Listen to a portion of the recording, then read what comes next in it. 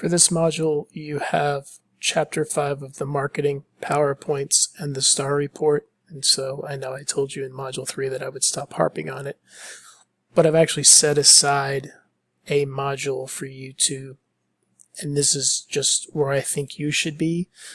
I think at this point you should have a pretty good understanding of it, and you should kind of start reviewing it and maybe done some practice exercises and really be able to hone in on that information and kind of understand it.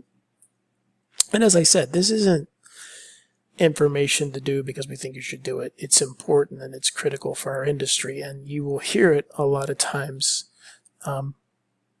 related to hotels, which makes sense because that's what it's for.